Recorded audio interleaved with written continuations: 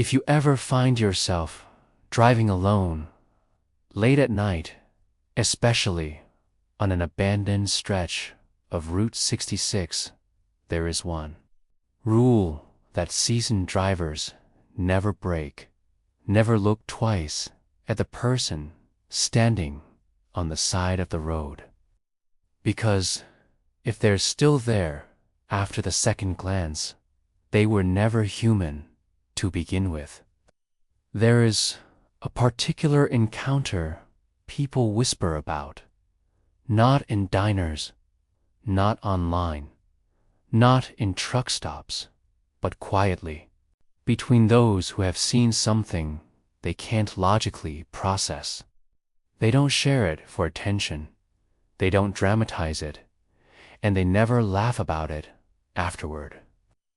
The fear isn't in what they saw. It's in what followed them home. And that brings us to the disturbing case known as the Phantom Hitchhiker of Route 66.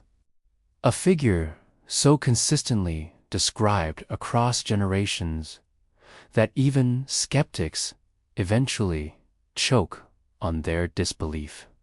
Drivers describe her as a young woman with long, soaking wet, dark hair, wearing a white nightdress or torn, formal gown, as if she escaped something or failed to.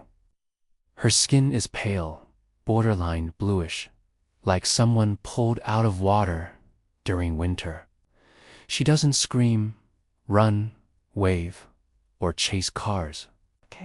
She simply stands silently, with her head slightly lowered and her body facing oncoming traffic, as if she knows you will see her even if you try not to.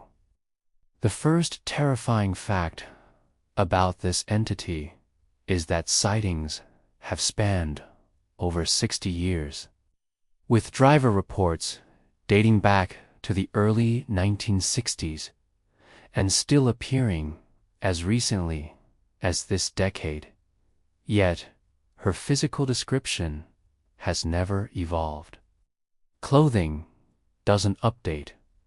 Hairstyle doesn't modernize.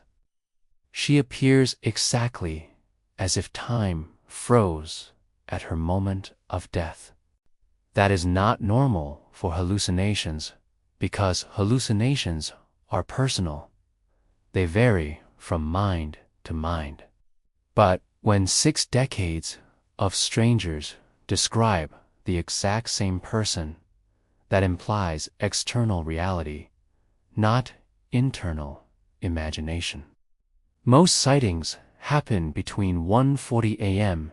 and 2:30 a.m., typically miles away from gas stations or inhabited towns.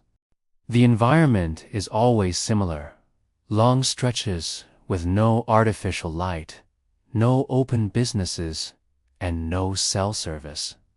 People who encounter her describe the same internal sensation, and it's not fear at first. It's a sudden, overwhelming sadness, like remembering someone you once loved and abandoned. A guilt that doesn't belong to you. The second terrifying fact is her strict victim pattern. She only appears to lone travelers, not groups, not families, not convoys. And it gets worse. Cars with dashcams either malfunction, lose footage, or record corrupt static, as if something interferes with the device's memory system. It's too consistent to ignore. Some drivers reported that their radio started picking up faint static whispers seconds before they saw her, with a female voice repeating the same phrase. "Don't leave me here." Not screamed, not cried, quiet, like someone who already accepted they were forgotten. One driver from 1989, a long-haul trucker reported that he saw her standing beside an old wooden mile marker near an abandoned motel.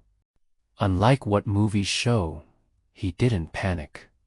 He felt obligated to slow down, almost compelled, like the idea of leaving her behind felt morally wrong.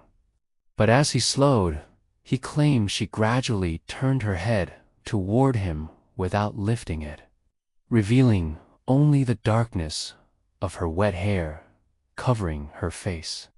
He accelerated instantly, but for the next 3 nights, he heard faint knocking from inside his sleeper cabin, even when parked in populated, well-lit areas. Before continuing, if you're watching this alone, especially late at night, listen carefully. Curiosity without closure is how these stories stick inside your head. If you want more investigations like this, subscribe so you don't end up hearing the next piece of information somewhere else. Unfinished, unanswered, and unresolved. Stories like this are psychological seeds, and if you don't finish them, they tend to finish themselves on their own when your mind is quiet. The third terrifying fact involves silent telepathic communication reported by several unrelated witnesses, including a retired police officer, a nurse traveling cross-state, and a runaway teenager who refused to sign a report out of fear her family would be notified. They all claimed that they didn't hear her with their ears. They heard her voice inside their thoughts. They reported identical phrases: "Don't leave me," "Help me get home," and "Why did you let me die?" That last sentence is the most disturbing because it implies she is addressing someone specific, not random drivers. Meaning, she may not just be a ghost, but a trauma echo locked onto one person, confused, angry, or abandoned, replaying the moment she last remembered being alive. The final and most horrifying documented claim is that she doesn't stay on Route 66. Some witnesses reported seeing her again days or weeks later, not physically, but in reflections, usually in their rear-view mirror, bedroom mirror, dark hallway, or out of the corner of their eye. One recovered alcoholic from New Mexico reported that after seeing her on Route 66, he woke up 3 nights later and saw wet footprints leading from his front door to his bedroom, but his carpets were dry everywhere else. Another man, who worked for a towing company, claimed he saw her again in the reflection of a microwave door while heating food late at night. He didn't see her full face, only her soaked hair and the top of her gown behind him. He moved out of his house within 72 hours and left the state permanently. He refuses to drive anywhere near that highway, even in daytime.